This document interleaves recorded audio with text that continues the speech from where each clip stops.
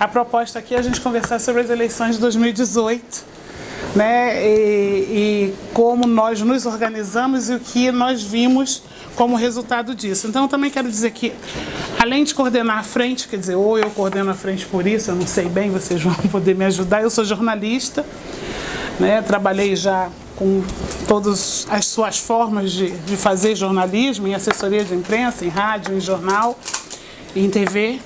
E integro um grupo de pesquisa chamado Mídia, Religião e Política, da professora Magali Cunha, que esse grupo era da Universidade Metodista de São Paulo e agora ele está dentro do Intercom, com a saída da professora Magali Cunha da Universidade Metodista. E esse grupo, então, ele tem se disposto a pesquisar e a analisar e a trabalhar com dados que falam desse envolvimento dos evangélicos na política. E a partir das minhas leituras nesse grupo e nesse movimento, eu queria desconstruir um pouco a ideia do voto evangélico, né? Eu comecei a falar isso muito rapidamente com Ariel Valdores quando a gente vinha no aeroporto e pedi até para falar primeiro porque com o conhecimento dele, da igreja, a partir do ponto de vista da liderança, eu meu como membro, a gente acho que ele vai complementar ou até mesmo aperfeiçoar ou divergir, não sei, mas de que há um dado que me chama muita atenção. Os evangélicos, se estima, de acordo com a pesquisa do Datafolha de 25 de outubro, que 69% dos votos dos evangélicos, do voto do segmento evangélico, tenha ido para Bolsonaro. Então a gente tem aí 31% de votos de evangélicos desse segmento que não fizeram opção pelo voto no Bolsonaro. E entre os católicos, esse número não é muito diferente, ele tem uma pequena oscilação para baixo, chegando a 65%. Então, acho que se a gente for falar de votos dos evangélicos, a gente teria que falar de votos cristãos. E quando eu pensava muito no que eu podia contribuir com essa conversa aqui hoje, eu fiz uma pesquisa na grande imprensa e foi muito curioso notar que a terminologia voto evangélico, ela tem partido da grande mídia. Ela tem partido, sobretudo, da Folha de São Paulo, numa análise quantitativa das matérias que eu li. Quem faz a afirmativa de que existe um voto evangélico, sobretudo, tem sido a Folha, seguido pelo Estadão e, em último lugar, o Globo, considerando os 3 veículos de maior, talvez, importância dentro do cenário político, de nos rotular como um pensamento hegemônico e único, né? Então, eles vêm tratando sistematicamente do voto evangélico. Quando eu gostaria de trazer de que nós temos o voto que atrai a simpatia dos evangélicos, porque os evangélicos aderiram a uma candidatura como a do Bolsonaro e, mais do que isso, aderiram a candidaturas de candidatos extremamente conservadores, né, ajudando a eleger, assim, a bancada mais... me falta a palavra, então vou repetir conservadora, ou talvez eu não possa usar a palavra certa aqui agora, talvez não seja muito delicado. A gente elegeu hoje o pior congresso de todos os tempos, com essa representação a partir desses candidatos comprometidos com uma moral puritana, comprometidos, enfim, com uma série de coisas. E isso está muito além de uma adesão a uma candidatura que diz Deus, Brasil acima de tudo, e Deus acima de todos. Seria muito simplista a gente dizer que os evangélicos aderiram a uma candidatura de Bolsonaro porque o slogan os atraiu. Quando, na verdade, a gente tem 2 elementos que, a meu ver, precisam ser colocados na mesa, que a partir da moral protestante, sobretudo na questão da sexualidade, do valor da família, o que os evangélicos sistematicamente têm construído como ideal de família. Esse é um ponto, a questão da moral. E um outro ponto que eu gostaria de colocar dentro dessa conversa é algo que vem sido trabalhado sistematicamente dentro das nossas igrejas, sobretudo a partir do movimento neopentecostal, da ênfase na vitória. Então, quando a gente escuta uma canção, e eu não sei quantos aqui são evangélicos ou minimamente conhecem o segmento evangélico, e eu reconheço alguns rostos aqui de amigos que talvez vão entender perfeitamente o que eu estou dizendo, quando a gente canta O Nosso General é Cristo, seguimos os seus passos, nenhum inimigo nos resistirá, né? Eu acho que é isso que diz a canção, se eu não me engano, literalmente. O que a gente está proclamando com isso e que tipo de ideal a gente vem alimentando durante muitos anos? O que seria exatamente esse inimigo que não vai resistir? Porque por conta do general que temos, que inimigo é esse? E a candidatura do Bolsonaro, ou que ela representa, essa onda conservadora que a gente vive, para mim associa esse inimigo sobretudo com a questão moral. E aí a gente tem o cenário perfeito, né? O cenário ideal de espaços que favoreçam essa adesão evangélica às causas que a gente considera mais retrógradas, conservadoras, neofascistas, fascistas, como a gente tem rotulado, né, a partir dos coletivos e espaços que fazemos parte. Aí a importância que nós, como um grupo organizado, como Frente de Evangélicos, temos agora, primeiro, de nos manter unidos, de fazer com que a gente faça com que o nosso irmão resista, porque nesse discurso de que ninguém resistirá, né, de que sendo Cristo nosso general, ninguém resistirá, tem sido muito curioso notar que essa guerra também tem alcançado muitos membros de igreja. Porque muitos membros de igreja também estão sendo taxados como inimigos nesse momento. Então a gente tem observado um movimento de muitas pessoas que abandonam, né, estão abandonando ou estão sendo obrigados a abandonar a convivência na comunidade local, na comunidade de fé local, por conta dos seus inimigos. Então, se eu digo, por exemplo, eu que há algum tempo, né, acho que me identifico como uma feminista, né, me identifico então como uma feminista negra, e isso dá um recorte ao tipo de feminismo que eu defendo e que eu luto por ele. Então, quando eu sou questionada por parte dessa igreja, eu sou tratada como inimiga, muito mais do que como uma irmã de fé. Não basta eu dizer que eu, como mulher negra, tenho uma condição que exige por que o meu discurso é de determinada forma. E a coisa se dá num extremo tão grande de que a gente, talvez pela posição, pela visibilidade que a frente me deu, ou a construção do meu trabalho nos últimos tempos, a ponto de meninas que assumiram seus cabelos étnicos, afros, naturais, chegarem e conversarem, sentirem necessidade de conversar, porque alguém na igreja, algum irmão na igreja insinuou que aquele tipo de cabelo não pode ser permitido dentro da comunidade porque ele representa uma relação direta com a matriz africana. E a matriz africana é um inimigo que precisa ser combatido. Então o cenário que está posto é um cenário de extremidades agora. Então grupos como a Frente precisam cumprir um papel fundamental, não unicamente a Frente, mas eu digo da frente, sobretudo porque é o movimento no qual eu estou inserida e que hoje talvez seja um maior movimento. Não porque estou inserida, mas porque os números não mentem, né? A gente não quer que os números mentam, mas são mais de 20 mil pessoas. Né? É um movimento inédito dentro dessa história recente do protestantismo no Brasil. A importância, então, que a gente tem de trabalhar a formação, né? De não desistir, e de ter uma paciência de dialogar com os nossos irmãos sobre isso. Há então um elemento de linguagem, de cultura que precisa ser respeitado para que a gente alcance esse diálogo com essas pessoas. E esse diálogo não virá, a meu ver, nem dos movimentos sociais, nem dos movimentos sindicais, nem dos partidos políticos. Esse diálogo ele vai ser possível através de um reconhecimento de fé.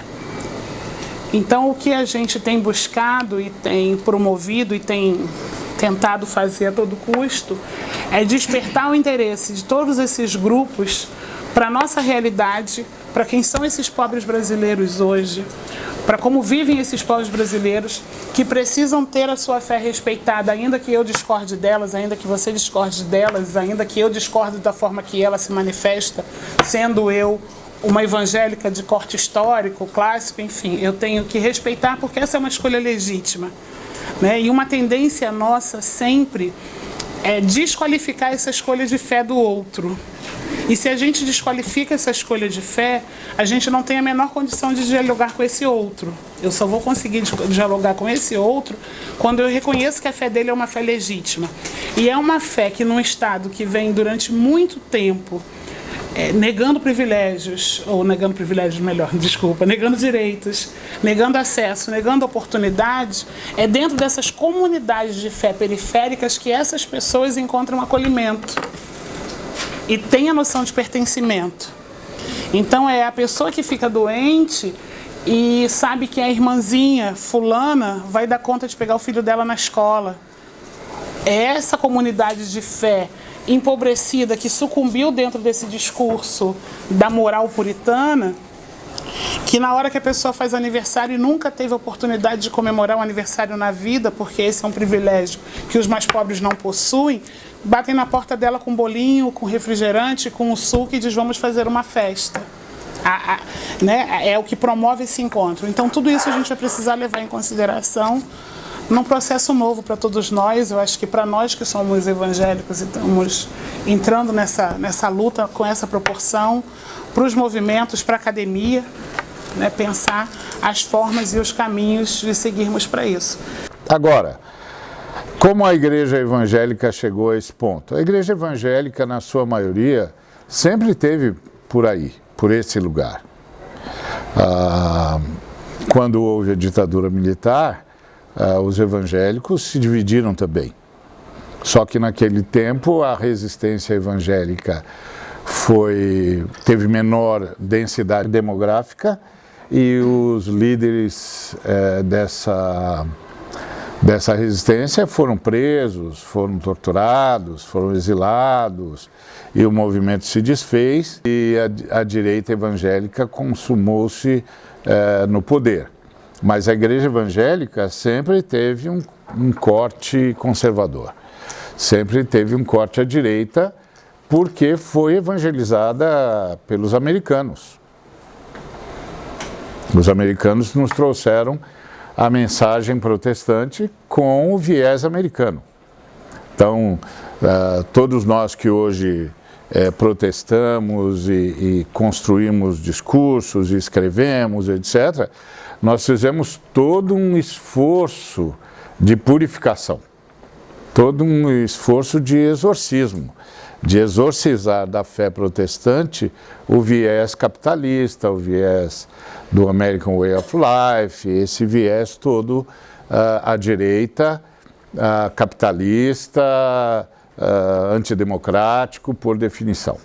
A grande diferença hoje é que esse grupo que resistiu é muito maior do que o grupo de 64, 68, está muito melhor organizado e tem uma consciência muito mais clara do que está acontecendo, e por ser de uma densidade demográfica exponencialmente maior, conseguiu fazer uma ruptura dentro do campo evangélico, que o primeiro grupo não conseguiu, e arcou com os custos disso, inclusive com a sua própria vida em alguns casos, ou com a tortura, com o exílio, com a desgraça, em outros casos.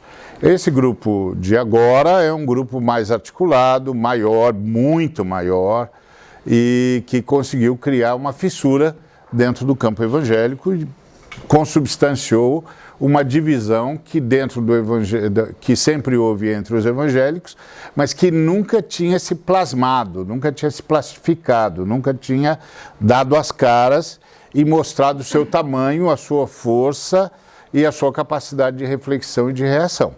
Então isso é o que é de diferente hoje em relação à igreja evangélica. Agora, a igreja evangélica desconfia do Estado desde sempre.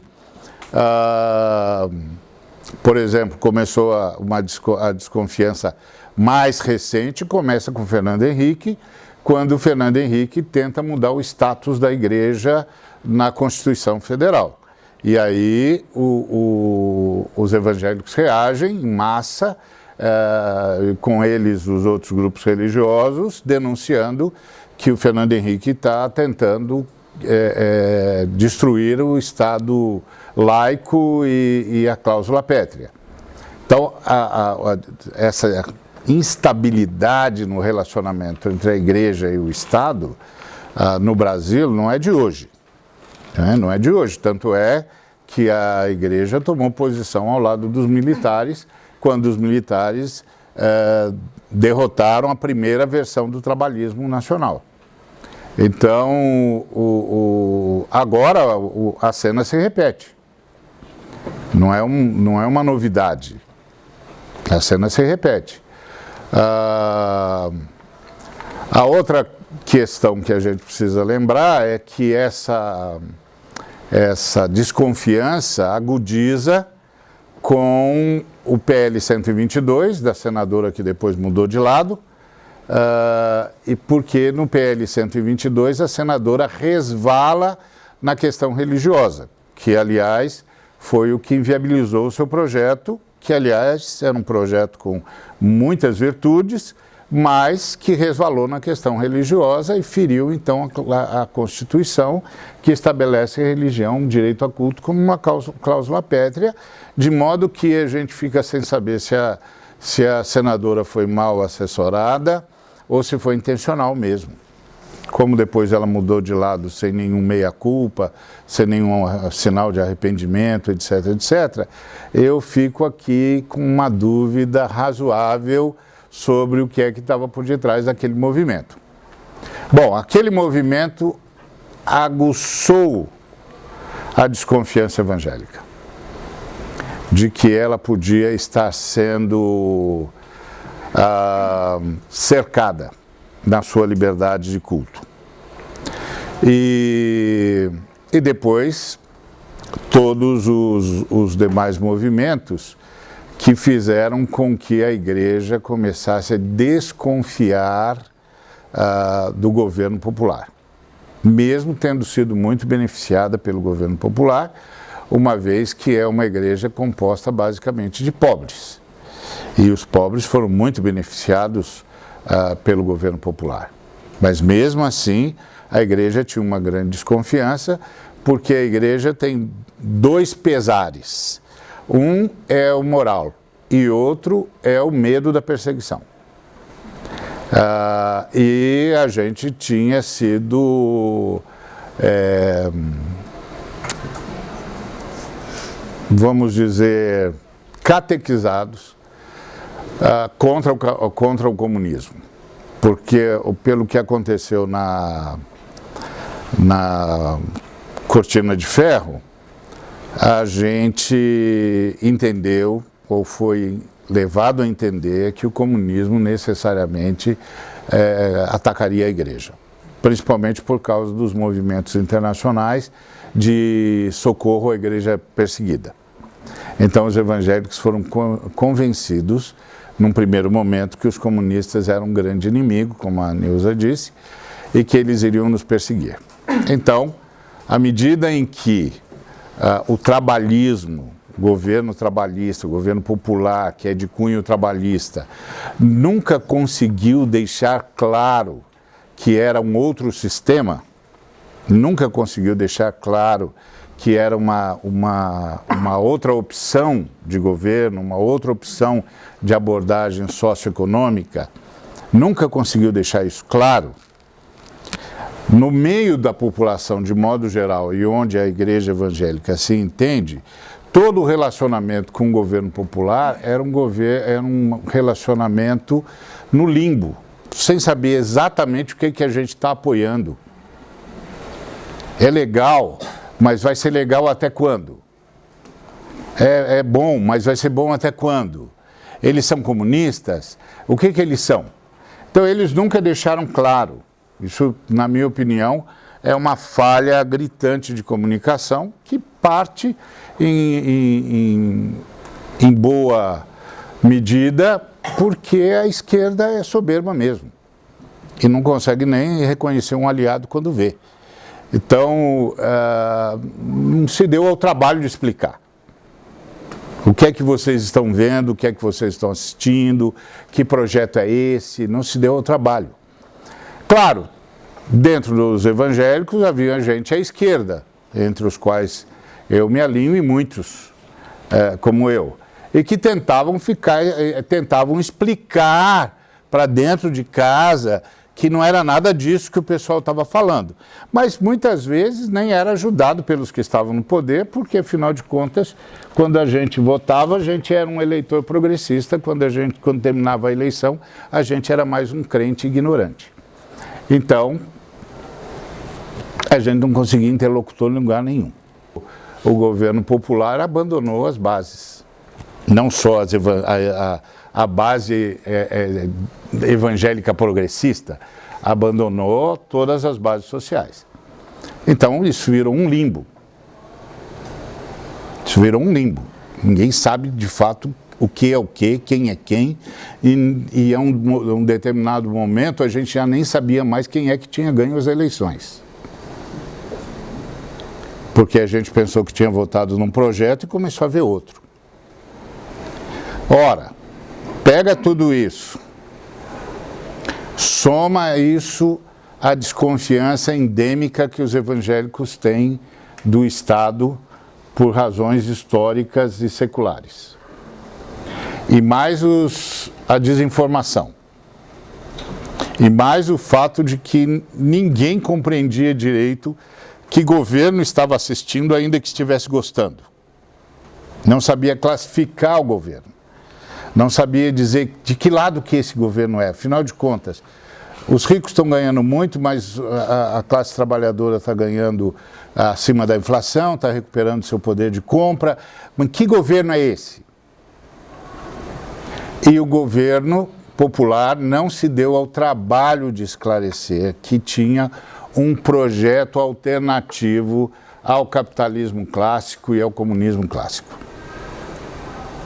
Então deixou a gente no limbo, na expectativa de que o sujeito ia ficar em paz porque está melhorando a vida dele.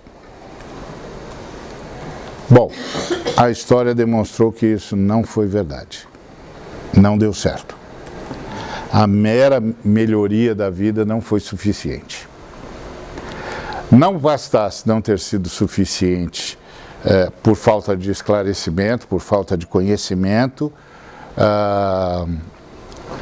também não foi suficiente porque rapidamente o governo popular começou a dar sinais dúbios. No segundo momento do governo popular, começou a dar sinais dúbios, de modo que a gente já não sabia mais quem tinha vencido as eleições de verdade. Então, some-se a isso, a essa desconfiança clássica da igreja evangélica, mais a ênfase moralista. A fé evangélica mudou de ênfase ética para ênfase moralista. A fé cristã não é uma fé moralista. É uma fé que tem moral, mas não é uma fé moralista, é uma fé ética. É outro patamar. Mas no Brasil teve uma migração. Some-se a isso a chegada da teologia da prosperidade, que é a exacerbação do espírito calvinista, que o Max Weber denunciou. E que erroneamente classificou de protestantismo, quando na verdade ele tinha feito uma análise de um grupo calvinista. Os luteranos, por exemplo, criaram outras sociedades. Mas era a exacerbação do que o Max Weber tinha denunciado no seu texto. A teologia da prosperidade chega avalizando teologicamente o capitalismo, que nunca tinha tido um aval teológico explícito dentro da igreja protestante. Agora tem um movimento, um pensamento que se auto-intitula teológico e que avaliza. Bom, então você tem a conjunção da questão moral, aguçada pelo PL 122, você tem o desconhecimento de que governo que está, afinal de contas, no poder. Eles são capitalistas? Eles são comunistas? Eles são o quê? E eu fico assustado que ninguém do governo popular, nos 13 anos de governo, se deu ao trabalho de se explicar. Estando governando um país que havia saído de uma ditadura que se justificou pelo fato de estar combatendo o comunismo. Então ninguém se explicou. Ninguém sabia, afinal de contas, o que é que nós estamos assistindo. Bom, se o restante da população brasileira não tem organização teórica suficiente para trabalhar esse tipo de questão, a fé evangélica tem. Os pastores começaram a ir para o púlpito e dizer, não sei direito o que é isso, pode ser qualquer coisa. Pode ser qualquer coisa, pode ser comunista. E se for comunista? Porque basta pergunta. É isso que eu tentei várias vezes falar aos colegas à esquerda, os colegas progressistas, e dizer para eles, escuta, vocês estão deixando os caras fazerem a pergunta. Vocês não podem deixar os caras fazerem a pergunta. Mas eles não conseguiam ouvir. Eles não conseguiam ouvir e eles desdenhavam do poder de aglutinação dos pastores. Eles desdenhavam. Eu me lembro uma vez, eu estava numa cidade de São Paulo, o Partido dos Trabalhadores estava disputando com o PTB, se eu não me engano. O PTB tinha um candidato formado às últimas horas. A diferença estava 60-40. 60% favorável ao PT, 40% favorável ao PTB. Uma semana antes,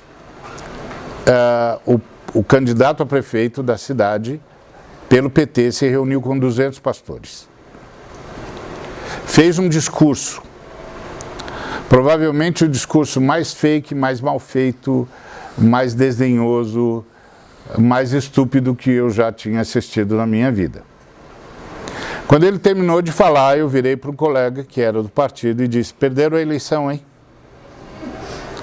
Aí ele disse para mim, não, está 60-40. Eu falei, então vou fazer o seguinte, esses pastores vão sair daqui, vão subir no púlpito deles e vão derrotar vocês. Domingo que vem você me liga. Falei, você dá muita sorte que eu não sou um cara de jogo de azar, então eu não vou apostar nada com você. Senão eu ia arrancar uma boa grana de você. Esses caras vão derrotar vocês. Quando chegou no domingo, eles tinham sido derrotados. Aí ele me ligou, como é que você sabia? Eu falei, é porque eu sei o que vocês insistem em não querer saber. Que o Brasil está mudando. Que vocês estão enfrentando o Brasil da década de 60 e na década de 80 os evangélicos entraram na base da pirâmide. Eu estou avisando vocês desde essa época e vocês não perceberam. Desde essa época eu estou dizendo para vocês, os evangélicos entraram na base da pirâmide. É um fenômeno raro de uma fé alienígena que chega numa nação e consegue chegar na base da pirâmide. Então, eles chegaram na base da pirâmide. Sabe o que isso significa? Isso significa que vai haver alteração cultural. Vocês sabem o que é isso? O que é isso? Não sei o que lá. Tá bom. Tá bom. Deu o que era previsível, dado a esses movimentos todos. Então, o que a direita ganhou? Povo. Num país de analfabetos funcionais, é o discurso que é epistemológico. Não são os fatos. Porque a reação é emocional. Não é cognitiva. Não é racional, como nós chamamos. Mas você tenta dizer isso para a esquerda e a esquerda não consegue enxergar um palmo na frente do nariz, porque a esquerda se acha o suprassumo do racionalismo. Esquecendo que nós estamos lidando, ao final de contas, com seres humanos e apenas com seres humanos, e seres humanos que foram privados da educação. E que, portanto, não tem hipótese de análise. Bom, forjaram o Bolsonaro, batizando-o no Jordão. Ele começa a fazer um discurso neonazista, que todo mundo acha que vai fazer água de cara, porque todo mundo acha que agora é a vez do PSDB do Alckmin, mas aí o Alckmin não consegue ir ao voo, e a direita, então, decide eleger o idiota da vez e governar através dele. E ele já estava, eles o ensinaram direitinho, que é, fica quieto, quando a pergunta for séria você fica calado, não apareça no debate e continua falando as besteiras que o povo gosta. Isso é igual o fenômeno Jânio Quadros que fazia campanha enchendo a cara no bar da esquina. O problema é que atribui-se a Hegel uma fala que parece ser insuperável, que é o que se aprende da história, que da história nada se aprende. Então, é isso. Então, nosso trabalho foi tentar reverter isso, a gente conseguiu em parte, os órgãos de estatísticas dizem que a reação evangélica tirou cerca de 10 milhões de votos de Bolsonaro, porque a gente conseguiu, a duras penas, duríssimas penas, furar o bloqueio e conversar e atingir os evangélicos. E houve uma reversão de voto na ordem de 10 milhões de votos, o que diminuiu a distância entre os dois candidatos, mas não foi suficiente, como ficou claro. E eu acho que agora nós temos uma tarefa, um dever de casa para cumprir. Não só nós da Frente de Evangélicos pelo Estado de Direito, como todas as forças vivas da sociedade civil, que é o de formação. Nós criamos um projeto chamado A Bíblia e os Direitos Humanos para intensificar e adensar a informação. É a primeira de uma série de revistas que a gente vai fazer. E nós estamos esperando que os demais segmentos da esquerda parem de discutir 1964 e comecem a discutir 2022. E comecem e se alinhem a nós no trabalho de formação de base. E tenho estudado grupos mais progressistas dentro do movimento evangélico. A Frente de Evangélicos é um dos movimentos que eu tenho estudado. Também tenho estudado algumas lideranças do Rio de Janeiro, né? Principalmente o pastor Henrique Vieira, que é uma pessoa com uma certa visibilidade aí no cenário midiático. Mas hoje eu queria falar de outros grupos, né? Eu queria tentar trabalhar um pouco de uma frase que um importante cientista político, Luiz Felipe Miguel, falou, né? Tentando entender um pouco desse fenômeno conservador no Brasil. Ele disse que o conservadorismo no Brasil, esse novo conservadorismo, essa nova direita, embora esse termo ainda esteja em debate, é uma conjunção do liberalismo econômico, do fundamentalismo religioso e também do velho e bom anticomunismo. Eu acredito, né, que o fundamentalismo religioso ele não é tão homogêneo quanto parece. Existem várias vozes dentro disso que o Luiz Felipe Miguel chamou de fundamentalismo religioso. Eu queria falar de uma delas, que são dois grupos que eu acompanhei numa pesquisa entre 2015 e metade desse ano, de dois grupos de Belo Horizonte, que são grupos que estão aqui na cidade, né? São grupos vinculados a um protestantismo histórico, e eu acredito que as suas interlocuções com a política têm ajudado a alimentar essa certa bolsa de valores conservadores aí no cenário político. Então é disso que eu vou falar um pouquinho, né? Um texto que vai sair na revista Teoria e Cultura da Universidade Federal de Juiz de Fora, que chama Evangélicos e a Nova Direita no Brasil, o discurso conservadores do neocalvinismo e as interlocuções com a política. Em primeiro lugar, vou falar um pouquinho das características do que eu tenho chamado de nova direita ou não, né? Tem vários autores tentando trabalhar com essa categoria. Dentro da ciência política tem pessoas que não gostam, né, desse adjetivo novo antes de direita, mas algumas outras vozes acreditam fazer sentido falar de uma nova direita no Brasil.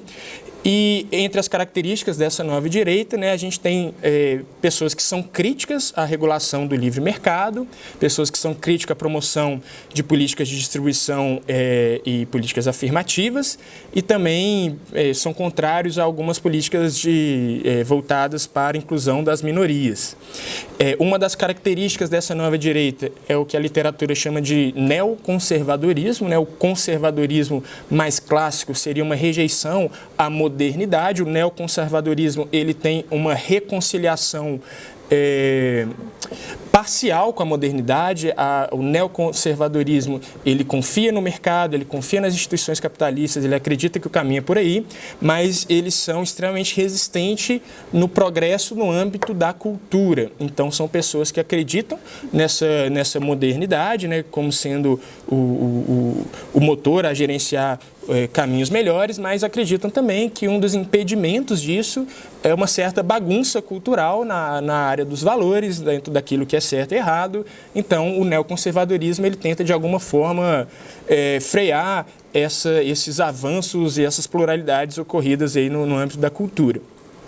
Outra característica da nova direita é a moralização dos debates e problemas públicos, né? Assim, ao trabalhar políticas públicas, ao trabalhar planos de governo, a discussão vai muito para o âmbito da moral, né? O que é certo, o que é errado do ponto de vista moral, que já adiantando, quando isso vai para o campo religioso cristão, né, a categoria de pecado passa a entrar nas discussões sobre política pública. Outra característica da nova direita é o maniqueísmo, né, e concepções binárias de moral. Então, o que é certo é facilmente discernível, aquilo que é errado também é facilmente discernível, não existe zonas cinzas. Quem está querendo colocar um aspecto cinza no cenário social é a esquerda, são grupos mais progressistas que querem turvar a nossa análise do que está acontecendo, mas, de fato, na visão de parte desses conservadores, existe uma clareza entre aquilo que é certo, aquilo que é errado, o que é certo, o que é errado, e por aí vai. Existe também uma valorização da meritocracia e alguns inimigos comuns, né, que é a esquerda, os movimentos feministas, os movimentos LGBT, e, enfim, o que a gente vê dentro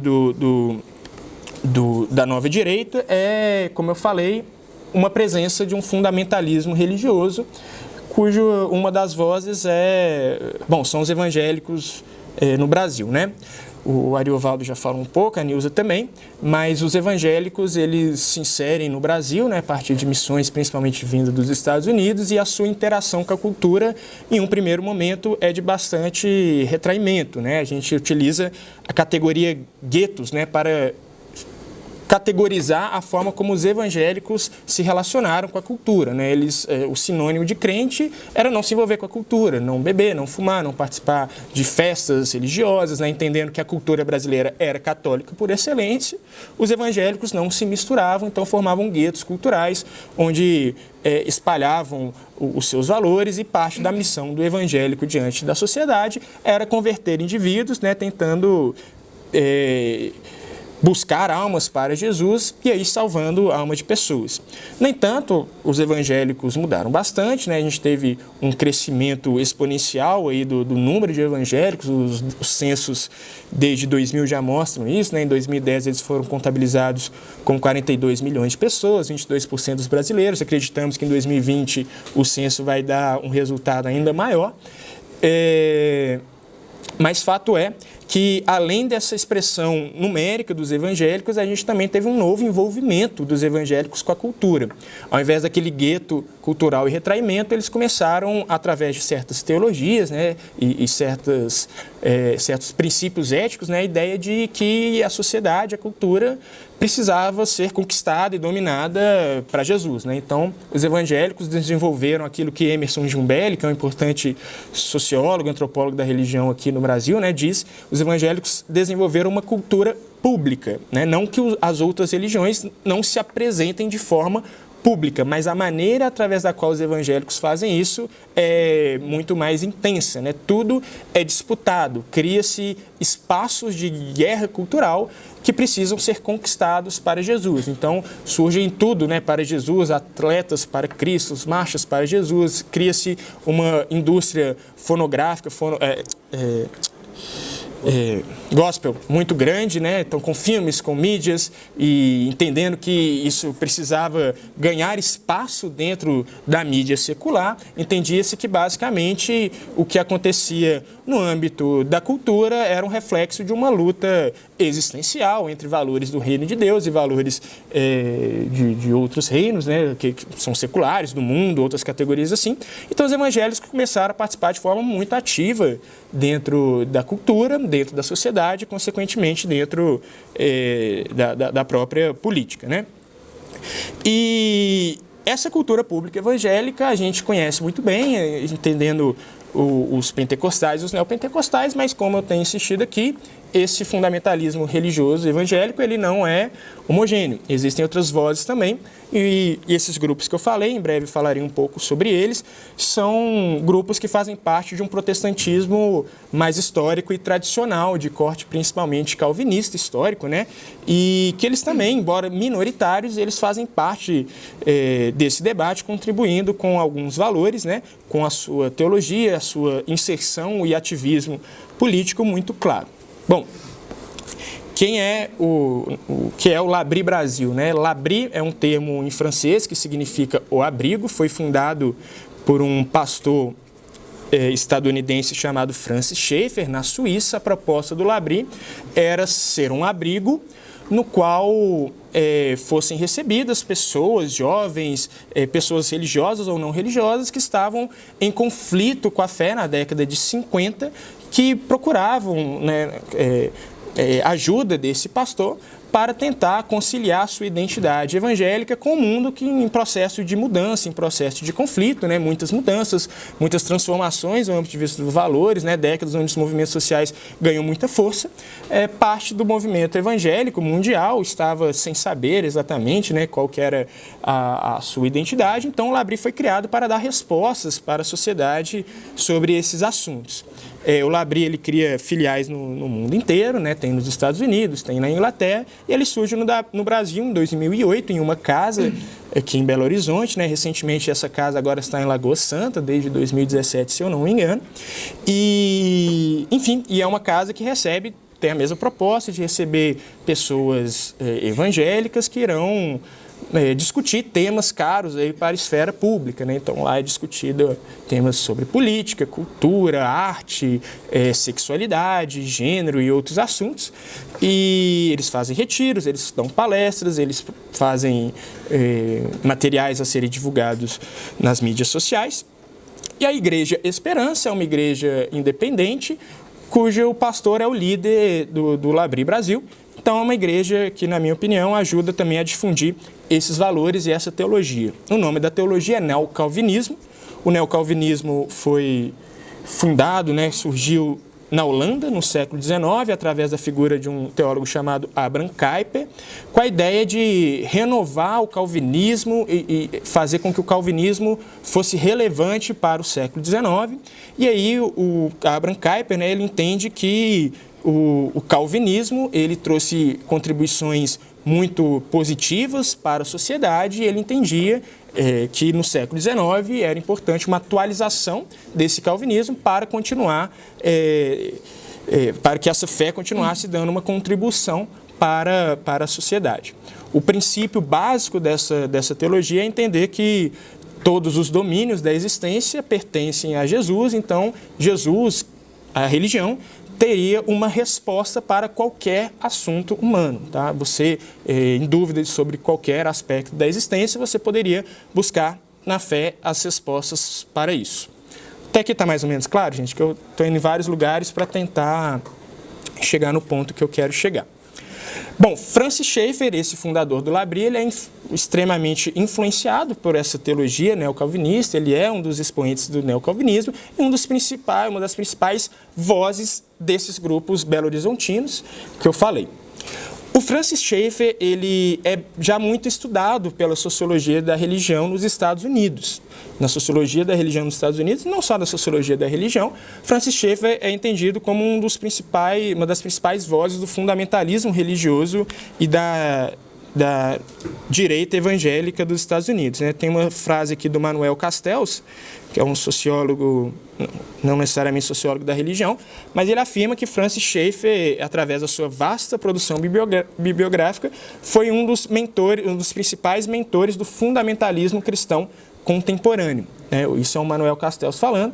O sociólogo David Schwartz também, que é um rapaz que estuda os evangélicos de esquerda nos Estados Unidos, ele entende que o Francis Schaeffer foi um bastião do calvinismo ortodoxo e teve um papel fundamental na formação da Christian Right, que é a direita cristã nos Estados Unidos, fornecendo, o que o Francis Schaeffer fez? Ele forneceu o arcabouço teológico e racional para o engajamento cultural de diversos cristãos. Então, o que a gente está estudando aqui, o que eu estou estudando, é um grupo extremamente intelectualizado, um grupo que se propõe a engajar no debate público, trazendo muitas referências de filósofos, de sociólogos, de teólogos importantes para tentar dar bases intelectuais para esse fundamentalismo religioso. Quais são algumas dessas características dessa direita cristã nos Estados Unidos que eu acredito estar presente nesses grupos?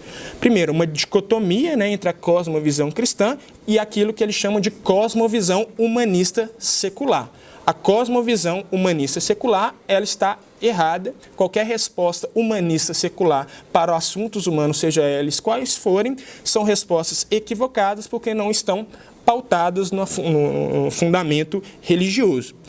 Essa característica diz respeito a outra também, que é o seguinte: para esses grupos, um dos analistas que eu estudei, ele fala que eles são ávidos por bases que fundamentam aquilo que eles pensam. Seja um versículo bíblico, seja uma análise de um teólogo, tudo que eu penso sobre sexualidade, gênero, política, eu preciso de um fundamento na fé. Eu preciso recorrer às escrituras, eu preciso recorrer a uma voz religiosa que vai me explicar, a partir de uma autoridade, uma fonte de autoridade religiosa, como eu devo interpretar aquele assunto. Também existe a ideia de que é impossível diferenciar o bem do mal sem uma visão cristã de mundo. Eles entendem que se, por exemplo, sem uma moral cristã, até Hitler seria aceito, porque você não tem uma base sólida a partir da qual você vai construir aquilo que é certo, aquilo que é errado, aquilo que é bom, aquilo que é mal. Então, eles entendem que você, sem um fundamento cristão para as coisas que você faz, sem isso é impossível você distinguir o bom do mal. E a ênfase na guerra cultural. Qual que é a ideia do Francis Schaeffer e de outros representantes da nova direita? É que existe uma guerra e existem dois lados, a cosmovisão cristã, a cosmovisão humanista secular, e é interessante porque às vezes pessoas religiosas estarão representando uma cosmovisão humanista secular e às vezes pessoas não religiosas estarão expressando uma visão cristã. Então, esses grupos começam a criar alianças muito sólidas para engajar na sociedade. Um pouco dessas alianças que eu acredito que tenha acontecido no Brasil também, grupos religiosos se aliando com pessoas não religiosas para pensar, para engajar nessa guerra cultural, defendendo esses valores que, de acordo com a interpretação dos religiosos, seriam caros à moral cristã. Então, por mais que esses grupos sejam críticos ao pentecostalismo, neopentecostalismo e teologia da prosperidade, Silas Malafaia é um aliado na guerra cultural. Por quê? Porque Silas Malafaia estaria contra, por exemplo, a ideologia de gênero, e aí a gente precisa usar os aliados que for para ganhar essa guerra. Nos Estados Unidos, a Christian Right, ela se define em torno da defesa da família, entre aspas, né? É considerado uma instituição fundamental, uma estrutura imutável estabelecida por Cristo e, portanto, a sua inserção na esfera pública foi em oposição a temas como aborto, as pautas feministas e os movimentos LGBT. O ponto central aqui para mim é dizer o seguinte, que para esse grupo e também para a nova direita, eles dizem que o que está em jogo não é uma questão moral, não é a condenação de um pecado moral. Não se trata de se opor à homossexualidade porque entendem ela como um pecado. Na opinião desses grupos, existe um projeto civilizacional contrário à fé cristã que ameaça, inclusive, a capacidade da fé evangélica se tornar pública. Então, por trás dos movimentos LGBT, não existe apenas uma ampliação de direitos. Existe um projeto de minar as bases do mundo ocidental, que é a família. Então, a Flávia Biroli, né, que é uma cientista política também, ela fala muito sobre isso, né, sobre esses valores da defesa da família, raramente passa pela acepção de outras conformações, pela visibilidade de conformações familiares mais recentes, mas passa geralmente pela essa ideia de um pânico moral, que é uma categoria utilizada aí na literatura, né, que tem a ver com você, de fato, acreditar que por trás desses movimentos de esquerda está um projeto que mina as bases do seu grupo. Então, é interessante ver, né, que a própria Flávia Biroli, ela discute muito isso, né, como existe um princípio de restrição da cidadania quando você coloca e restringe a função da mulher ao papel de mãe. A gente sabe, pela literatura sobre gênero, que a divisão do trabalho doméstico, né, serve, em certo sentido, para liberar o homem para o trabalho fora de casa, né? A gente não consegue, eu só estou aqui porque tem alguém cuidando do meu filho, no caso, a minha esposa, inclusive. Então, o fato da mulher estar em casa, isso libera o homem para o trabalho para o trabalho remunerado, né? O trabalho não remunerado da mulher não faz com que ela avance nas suas carreiras, naqueles projetos. Então, você tem uma desigualdade clara aí na inserção, na inclusão das mulheres na sociedade quando esses assuntos não são discutidos, né?